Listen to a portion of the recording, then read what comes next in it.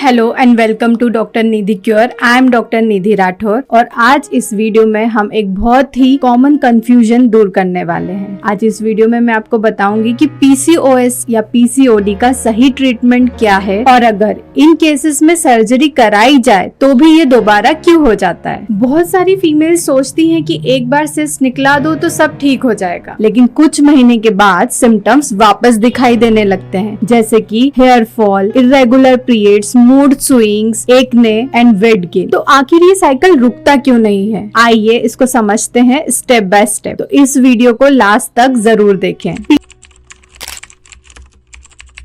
PCOS या PCOD का root cause क्या है? पीसीओडी या पीसीओएस एक सरफेस प्रॉब्लम नहीं है। एक्चुअली ये 3 चीजों से शुरू होती है। First, hormonal imbalance, specially insulin और एंड्रोजन हार्मोन्स का लेवल बढ़ जाता है। Second, stress and cortisol hormone, जब स्ट्रेस ज्यादा होता है तो कॉर्टिसोल ओवरीज के हार्मोन को पूरी तरह से डिस्टर्ब कर देता है। Third, lifestyle factor, junk food, irregular sleep, sedentary lifestyle and lack of emotional balance. अब जब तक हम ये रूट कॉज हील नहीं करते, चाहे आप सर्जरी करवा लो, सिस्ट निकाल दो, बॉडी फिर से वहीं से इम्बैलेंस क्रिएट कर देगी और पीसीओडी वापस आ जाएगा। सर्जरी के बाद भी पीसीओडी दोबारा क्यों होता है? देखिए, सर्जरी में हम ओवरी की सिस्ट को निकाल रहे हैं, मतलब हम एक सिम्टम रिमूव कर रहे हैं, लेकिन रूट कॉज बना हुआ है, रूट कॉज को हम हील नहीं कर रहे हैं। अगर हार्मोनल इम्बैलेंस, स्ट्रेस और मेटाबॉलिज्म ठीक नहीं हुआ तो बॉडी फिर से नए सिस्ट बनाना शुरू कर देगी। इसका मतलब है जब तक आपके हार्मोन्स बैलेंस नहीं हुए,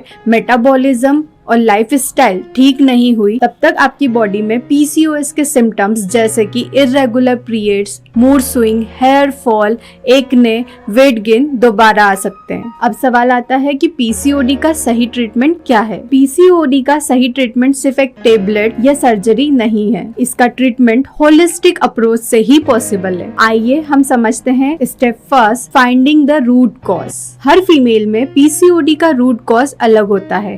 किसी में थायराइड इम्बैलेंस के कारण, किसी में हार्मोनल इम्बैलेंस के कारण, किसी में स्ट्रेस से। इसीलिए रूट कॉज का पता लगाना बहुत जरूरी है। Step second, homeopathy and hormonal balancing. Homeopathy body के नेचुरल हीलिंग सिस्टम को बूस्ट करता है और हार्मोन्स को नेचुरली बैलेंस करता है बिना किसी साइड इफेक्ट के। ये सिर्फ सिस्ट को नहीं, पूरे ऑल ओवर सिस्टम को हील करता है। इसीलिए पीसीओएस में होम्योपैथिक ट्रीटमेंट एक बेस्ट ट्रीटमेंट ऑप्शन है। Step third, lifestyle and nutrition. PCOS में लाइफस्टाइल और न्यूट्रिशन का बहुत इसेंशियल रोल है, इसलिए ट्रीटमेंट के साथ साथ हमें लाइफस्टाइल का भी ध्यान रखना होगा। बैलेंस डाइट, हमें एक ऐसी बैलेंस डाइट लेनी है जिसमें प्रोटीन और फाइबर की मात्रा ज्यादा हो और प्रोसेस्ड कार्ब की मात्रा बहुत कम हो, और रेगुलर एक्सरसाइज, कम से कम 30 मिनट वॉक जरूर करें। मेडिटेशन, पेल्विक एक्सरसाइज अपनी दिनचर्या में, अपनी मॉर्निंग रूटीन्स में शामिल करें। And the last one, proper sleep आपकी बॉडी को, आपके माइंड को हील करने में बहुत ज्यादा इंपॉर्टेंट रोल प्ले करती है। आपकी इमोशनल स्टेबिलिटी, जी हाँ, इमोशनल स्टेबल होना आपके स्ट्रेस को, आपके कॉर्टिसोल हार्मोन्स को